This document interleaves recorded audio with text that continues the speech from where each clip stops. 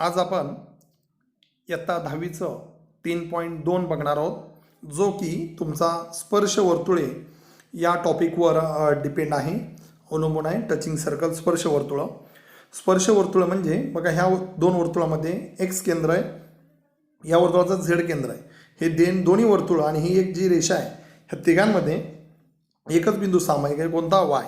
म्हणजे ही दोन्ही वर्तुळे एकमेकांना वाय बिंदूमध्ये एकाच बिंदूत छेदतात. तर आता हे जे छेदतात म्हणजे त्या दोन्ही वर्तुळांमध्ये एकच बिंदू सामायिक आहे आणि एकाच प्रतलात म्हणजे एकाच पृष्ठभागावर आहे, म्हणून आपण यांना स्पर्श वर्तुळ म्हणायचं.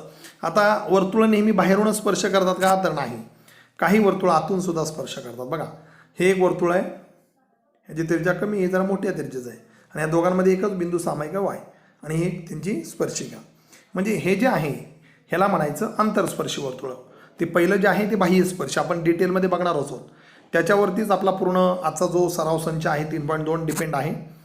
त्याच्यानंतर बघा पुढे इथे आंतरस्पर्शी बाह्यस्पर्शी दोन्ही वर्तुळं तुम्हाला दिलेली आहेत. ह्या पहिल्या याच्यामध्ये एकच बिंदू सामायिक आहे, ही दोन्ही वर्तुळ ह्यांना जे आहे ते बाह्यस्पर्शी म्हणतात. त्यांना ह्या ज्या वर्तुळ आहे यांना आंतरस्पर्शी वर्तुळ असं म्हणतात. एकमेकांना के या बिंदू तिथं स्पर्श केलेला आहे आणि ही बाह्यस्पर्श. आता या दोघांमध्ये गुणधर्म आहे, लक्षात घ्या. आता बघा, एक प्रमेय आहे, तो प्रमेय बघितल्याच्यानंतर तो गुणधर्म इथे पण एक्सप्लेन होईल. समजा मी म्हटलं याची त्रिज्या R1 आहे आणि याची त्रिज्या R2 आहे. जर तुम्हाला RS या केंद्रातलं जर अंतर काढायचं सांगितलं तर तुम्ही काय करणार? R1 अधिक R2. पण हे कधी शक्य आहे? ज्यावेळी हा बिंदू हे सरळ रेषेत असतील. त्यानंतर इथे पण बघा, समजा हे मोठं वर्तुळ आहे, ह्याची त्रिज्या R1, हे लहान वर्तुळ इथून एनपासूनचं R2, तर यांच्या केंद्रातलं जे अंतर आहे ते R1 वजा R2 असणार आहे. मग त्याच्यासाठी कधी शक्य आहे? ज्यावेळी हा बिंदू हे सरळ रेषेत असतील. मग त्यासाठी एक त्यांनी प्रमेय दिलेला आहे बघा, स्पर्श वर्तुळांचा प्रमेय. हा प्रमेय आपल्याला काय सांगतो की परस्परांना स्पर्श करणाऱ्या जो वर्तुळ आहे त्यांचा जो स्पर्शबिंदू आहे तो केंद्रबिंदूंना जोडणाऱ्या रेषेवर असतो. म्हणजे एक केंद्र आणि बी केंद्र असलेल्या वर्तुळामध्ये जर हे स्पर्श वर्तुळ आहे आणि एकमेकांना बाहेरून सी बिंदू स्पर्श करतात, तर ए, सी आणि बी हे तिन्ही बिंदू एक रेषीय असतात. म्हणजे ए डॅश, सी डॅश, बी. म्हणजेच यांच्या केंद्रातलं जर अंतर काढायला गेला तर AC अधिक BC म्हणजे दोन्ही त्रिज्यांची बेरीज R1 अधिक R2. त्यानंतर ह्यांना म्हणायचं स्पर्श वर्तुळांचे प्रमेय. म्हणजे हे तिन्ही बिंदू एक सरळ रेषीय असतात. बघा, आंतरस्पर्श वर्तुळाच्या बाबतीत सुद्धा तेच घडतं आहे. ही वर्तुळे C बिंदू स्पर्श करतात, ह्याचा केंद्रबिंदू E आहे, याचा केंद्रबिंदू B आहे, हे एकमेकांना जे स्पर्श करतात. म्हणजेच ह्या केंद्रबिंदूमधलं अंतर मोठ्या त्रिज्येतून लहान त्रिज्या वजा करायची. म्हणजे तुम्हाला आंतरस्पर्श म्हणून जो गुणधर्म त्यांनी दिलेले आहेत बघा, की ज्याच्यावरती तुमचा पूर्णपणे 3.2 अवलंबून आहे. पहिला जो प्रमेय आहे स्पर्श वर्तुळांचे प्रमेय, परस्परांना स्पर्श करणाऱ्या वर्तुळांचा स्पर्शबिंदू त्या वर्तुळांच्या केंद्रबिंदू जोडणाऱ्या रेषेवर असतो. दुसरा, बाह्यस्पर्शी वर्तुळाच्या केंद्रातलं अंतर हे त्याच्या त्रिज्येच्या बेरजे एवढं असतं. म्हणजे एकाची त्रिज्या असेल R1, दुसऱ्याची त्रिज्या असेल R2, मग केंद्रामधलं जे अंतर आहे ते R1 वजा R2 असणार. आणि आंतरस्पर्शी वर्तुळांच्या बाबतीत त्यांच्या केंद्रातलं अंतर त्या त्रिज्यांच्या फरकाने एवढं असतं. म्हणजे मोठ्या त्रिज्येमधून लहान त्रिज्या वजा करायची. हे आलं केंद्रातलं अंतर तिसरं, हे आलं दुसरं. तर याच्याच वर अवलंबून आपला 3.2 आहे. अतिशय महत्त्वाचे पॉईंट आहेत, हे वाक्य लक्षात ठेवायचं. 1 मार्काला गणित येतं ह्या दोघांवरती 100% परीक्षेला. पहिला प्रमेय आहे की स्पर्शबिंदू आणि दोन्ही वर्तुळांचे केंद्रबिंदू एका सरळ रेषेत असतात. दुसरा प्रमेय आहे बाह्यस्पर्शी वर्तुळांचा केंद्रातलं अंतर त्यांच्या त्रिज्यांच्या बेरजे एवढं असतं. आणि तिसरं, आंतरस्पर्शी वर्तुळांच्या केंद्रातलं अंतर त्या त्रिज्यातील फरकाने एवढं असतं. आता आपण प्रत्यक्ष गणित बघणार आहोत. आता ही गणित सोपी आहेत, मी इथे सोडून देतो. बघा काय विचारलं आहे. पहिलं गणित, दोन वर्तुळांच्या त्रिज्या 3.5 आणि 4.8 आहे. मग मोठी त्रिज्या समजा मी R1 बरोबर 4.8 घेतलं, R2 बरोबर किती घेतलं? 3.5 सेमी माप लिहायचं इथे. आता तर केंद्रातलं अंतर किती? मग आता तुम्हाला माहिती आहे ही दोन वर्तुळ कोणती वर्तुळ आहेत बघा? अंतरस्पर्शी आहेत. मग आंतरस्पर्शी वर्तुळांचं लिहायचं इथे, तो वाक्य लिहायचं पूर्ण की अंतरस्पर्शी वर्तुळांच्या केंद्रातलं अंतर त्या त्रिज्याच्या फरकाने एवढं असतं. मग केंद्रातील अंतर बरोबर तुम्ही पुन्हा काय होतं लिहायचं आहे R1 वजा R2. मग R1 किती आला? 4.8 वजा दुसरं माप किती आहे? 3.5.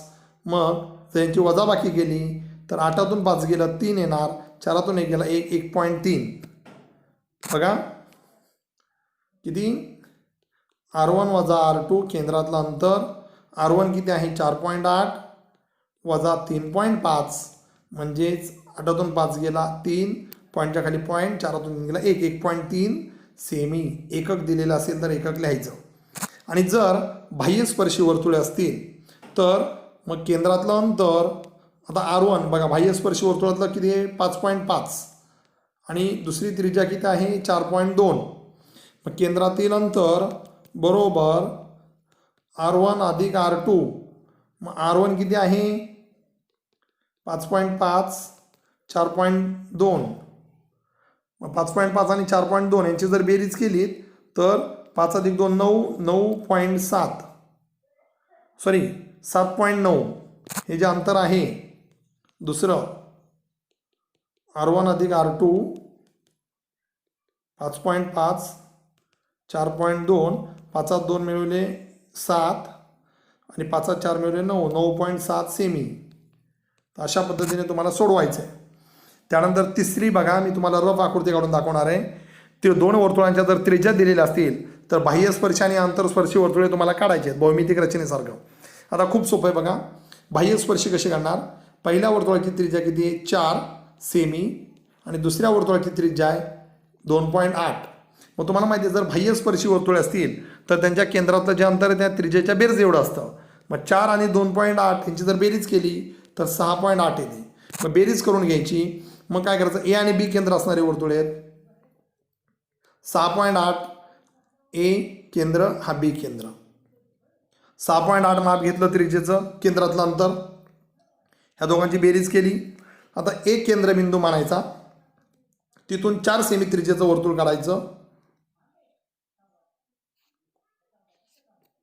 आणि बी केंद्र जर हे अंतर 4 असेल तर हे अंतर राहिलेलं 2.8 असेल. बी केंद्र मानायचा आणि इथून दुसरं काढायचं.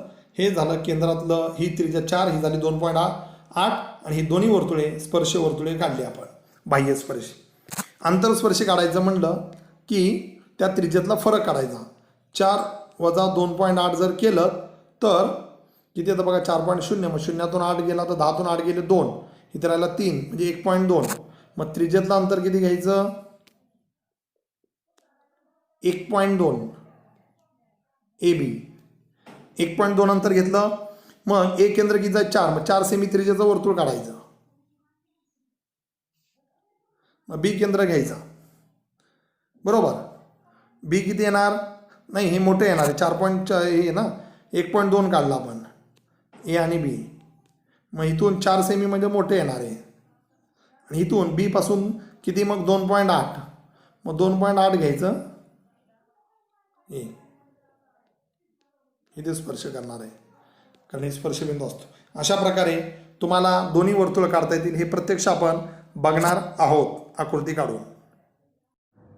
तिसरं गणित जे होतं आपलं ते मी तोंडी तुम्हाला सांगितलं होतं पण प्रत्यक्ष इथे काढून दाखवतोय.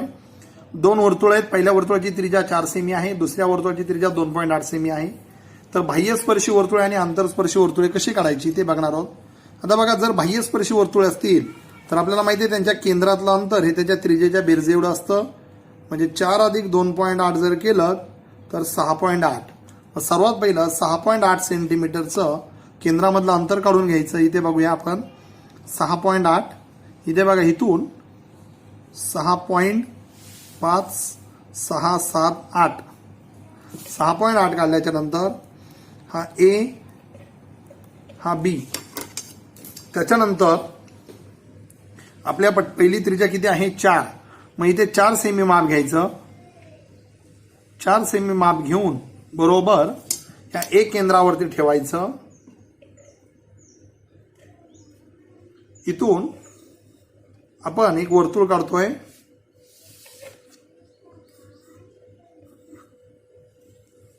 बघा इकडे आता साहजिकच जर हे 4.2 असेल आणि हेतून जर घेतलं हे जे अंतर आहे एवढं हे 2.8च असणार आहे. बघा इथे प्रत्यक्ष तुम्हाला दिसेल हे जे अंतर आहे ते 2.8च आहे. त्यामुळे इथे टोक ठेवायचं आणि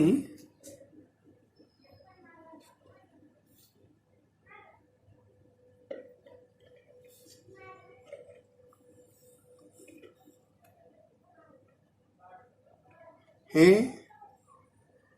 झालं बाह्यस्पर्शी वर्तुळे. आता आंतरस्पर्शी वर्तुळ म्हणलं की त्यांच्या त्रिज्येचं जे अंतर आहे केंद्रातलं अंतर त्यांच्या वजाबाकी एवढं असतं. R1 वजा R2 केलं 4 वजा 2.8 म्हणजेच 1.2 येतं. मग सर्वात पहिले 1.2 सेमी त्रिज्येचं वर्तुळ काढायचं, केंद्रामधलं अंतर काढून घ्यायचं 1.2. बघा इथून मी काढतोय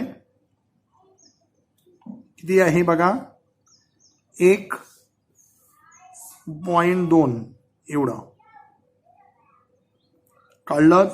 हा आपला एक केंद्र आहे, हा बी. जो मोठा केंद्र आहे तो किती सेमीचा आहे 4. मग कंपासमध्ये पुन्हा 4 सेमी माप घ्यायचं. इथून एवढं 4 सेमी माप घेतल्याच्या नंतर ए वरती टोक ठेवायचं. ए वरती टोक ठेवून हे बघा इथे हा झाला वर्तुळ 4.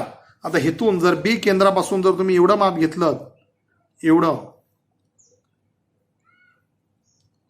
हे माप,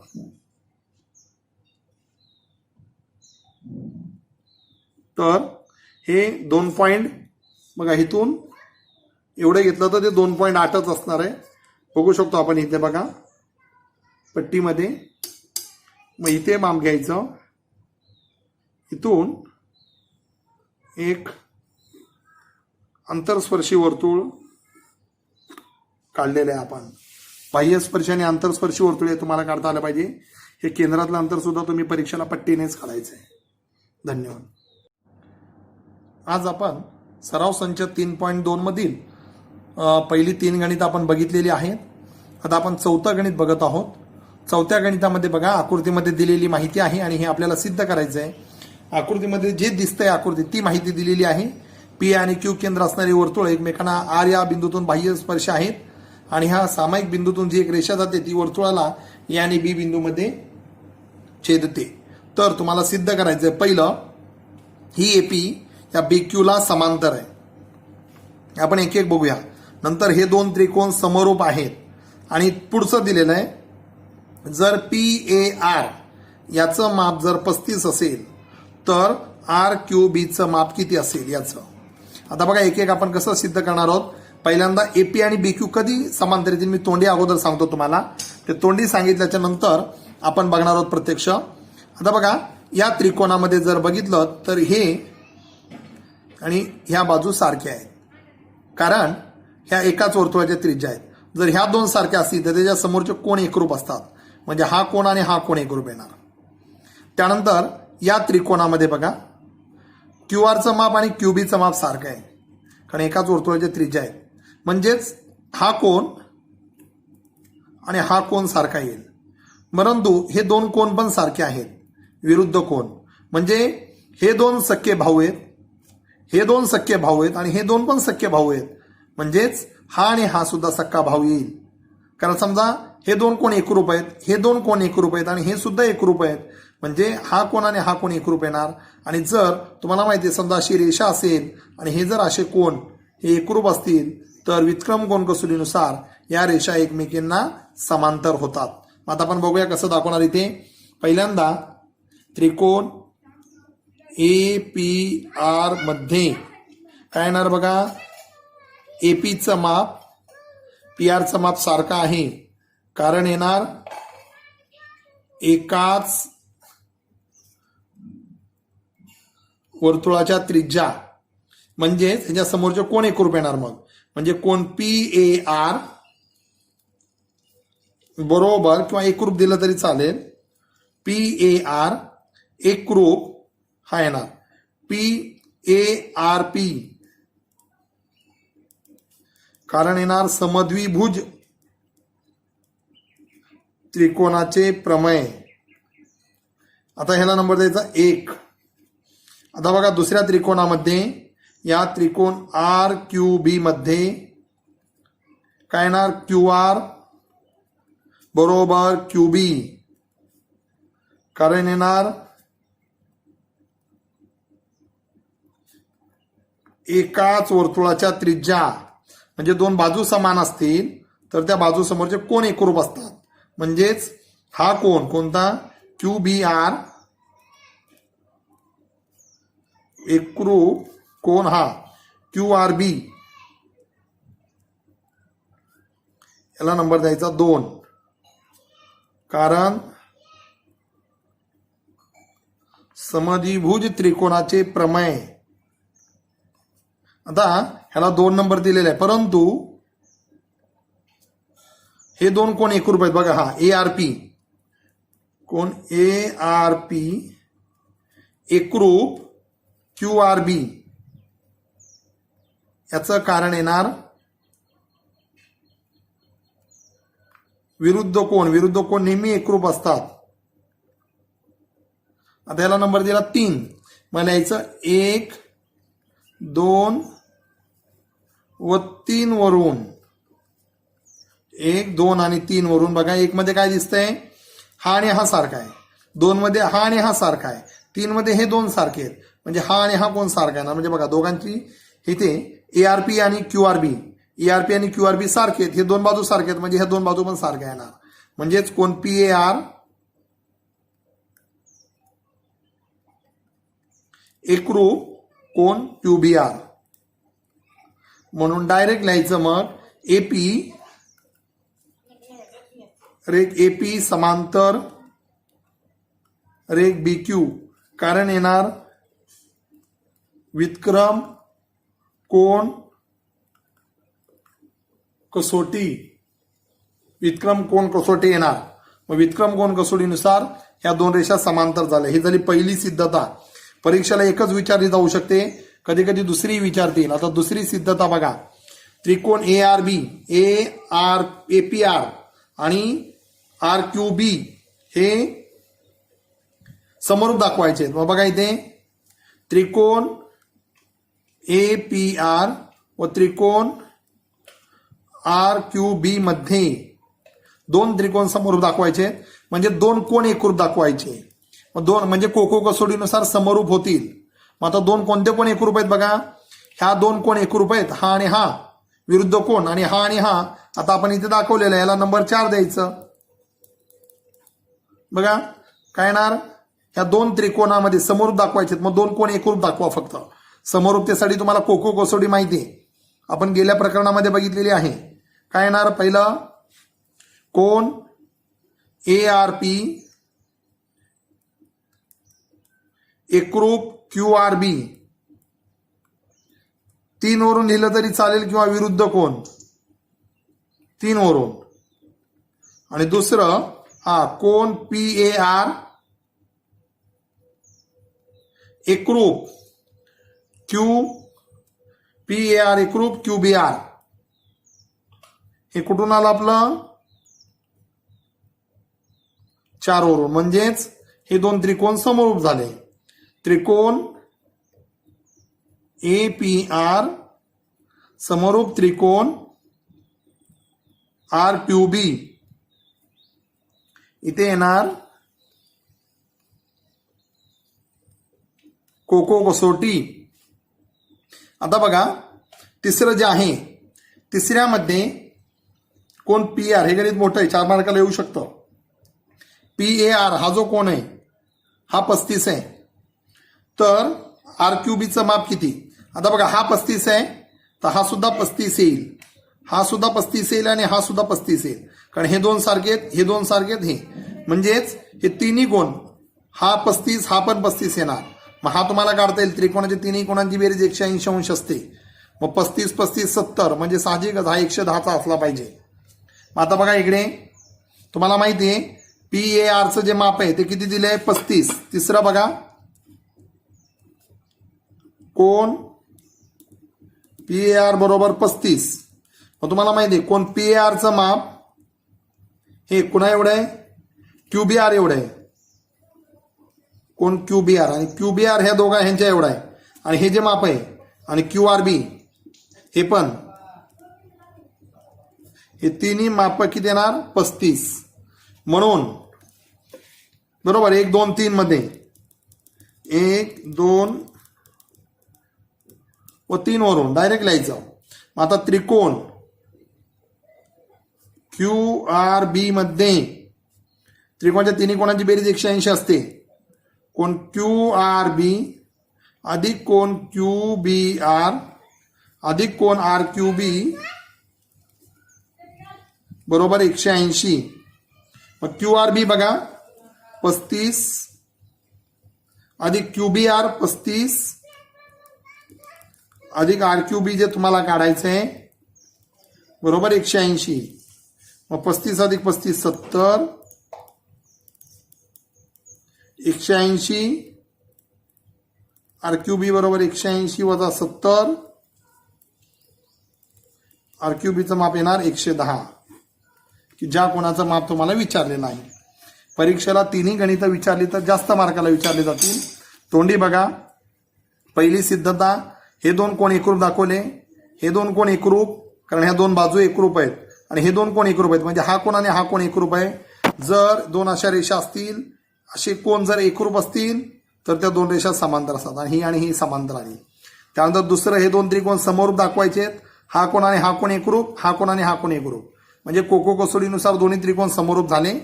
आणि तिसरं हा 35 आहे तर हा पण 35 हा सुद्धा 35 येणार हा सुद्धा 35 येणार आणि तिन्ही तिघांची बेरीज 180 असते म्हणजे याचं माप किती येणार 110.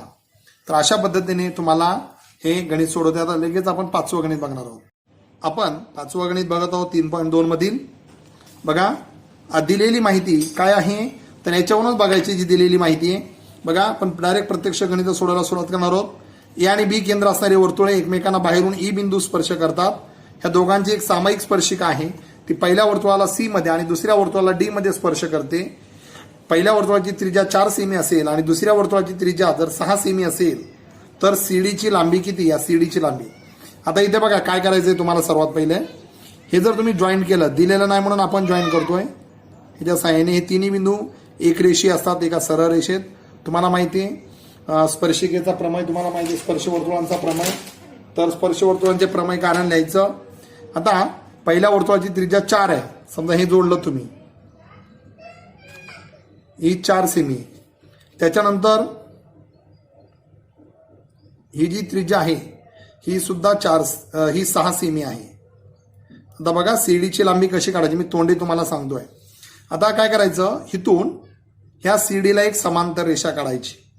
इथे बघा इथे समांतर रेषा काढायची.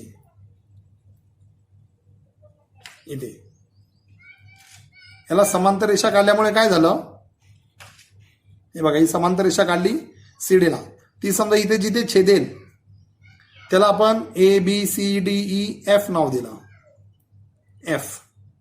आता तुम्हाला सीडीची लांबी विचारली. आता कसं करणार बघा हे 4 आहे ती मोठ्या वर्तुळाची त्रिज्या 6 आहे म्हणजे हे जे माप आहे ए हे सुद्धा 4 येणार हा येणार 6. त्याच्यानंतर बघा म्हणजे टोटल ए बी झालं 10. ह्याच्यामध्ये बघा हा जो मोठ्या वर्तुळाची त्रिज्या आहे ती किती आहे. आता ती आपल्याला काय करायचं माहिती आहे का या एफचं माप काढायचं आहे. का ते तुम्हाला सांगतो. एफचं माप आणि सीडीचं माप सारखं असणार आहे कारण हा इथे लंब आहे कारण त्रिज्या स्पर्शिकेला लंब असते. हा इथे लंब आहे.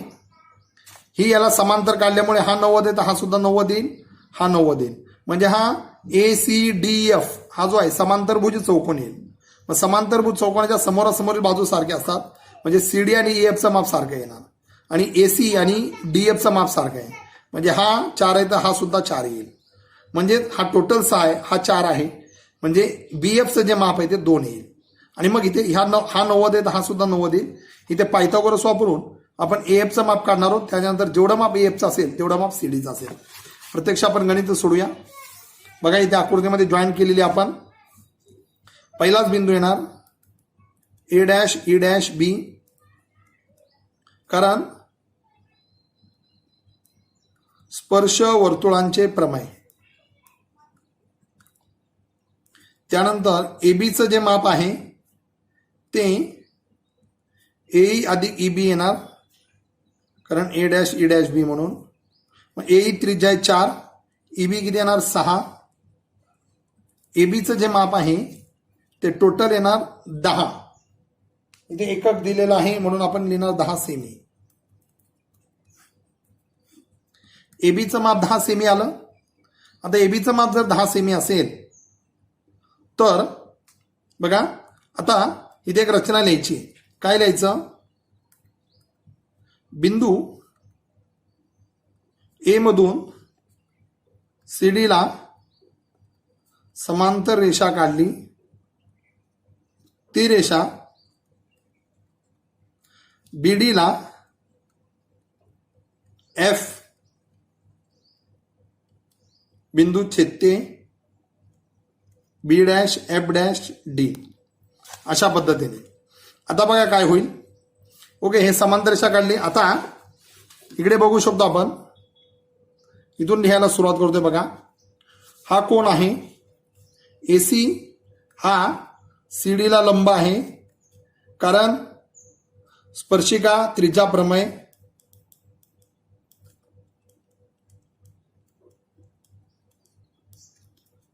त्यानंतर हा इथे लंब आहे, हा इथे लंब आहे. BD लंब CD, हेच कारण लिहायचं. म्हणजे हा 90 आला. आणि इथे बघा हा समांतर काढलेला आहे, त्यामुळे हा जो कोण आहे AFD 90 येणार.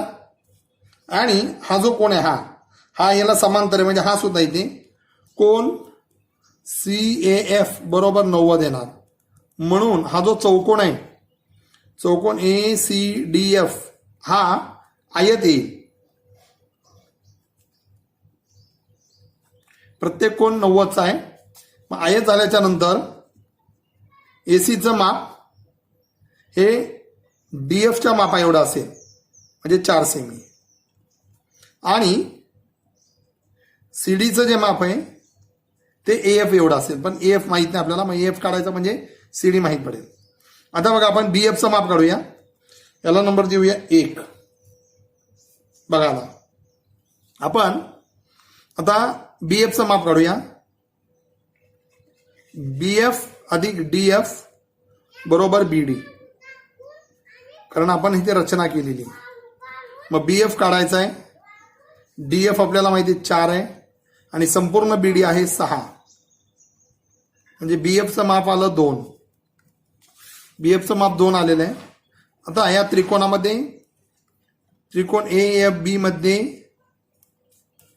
कोण AFB बरोबर 90. म्हणून पायथागोरसच्या प्रमेयानुसार तुम्ही पूर्ण एकच उत्तर लिहायचंय. AB चा वर्ग बरोबर AF चा वर्ग अधिक BF चा वर्ग. AB म्हणजे 10चा वर्ग, AF काढायचा आहे, अधिक BF म्हणजे 2चा वर्ग. 10चा वर्ग 100, 2चा वर्ग 4. इकडे आल्यावर वजा 100 वजा 4 बरोबर AF वर्ग. म्हणजेच इकडे आपण लिहिणार आहोत AF वर्ग बरोबर 96. म्हणजेच आपण बघू शकतो AF बरोबर वर्गमुळात 96. आता आपल्याला माहिती आहे जी फोड करता येते आतमध्ये, अशी फोड करायची की एका संख्येचं वर्गमूळ निघलं पाहिजे. 16 85 16 16 गुणिले 6 म्हणजे AFचं माप आलं 4 वर्गमुळात 6 सेमी. तुम्हाला माहिती CD बरोबर AF हे दोन्ही समान आहेत. 4 वर्गमुळात 6 हे कुठून आलं? 1 वरून. CD ची लांबी बरोबर 4 वर्गमुळात 6 सेमी. तर अशा पद्धतीने फक्त इथे लक्षात ठेवा, रचना हा जॉईंट केला, हा त्रिज्या जॉईंट केल्या, ह्या CD ला इथून एक समांतर रेषा काढली. हा 90 आहे, हा 90 आहे, म्हणजे हा पण समांतर 90, हा पण 90 येणार. हा आयत आला, याचं माप सारखं 4, हा 10 येणार. आणि मग हा सारखा आहे, हा 4 आहे, हा 4, हा टोटल आहे, म्हणजे हा 2. मग इथे पायथागोरस वापरून AFचं माप काढलं, जेवढं AFचं तेवढं CD ची लांबी आहे. अशा पद्धतीने 5वं गणित सुद्धा सोडवायचं.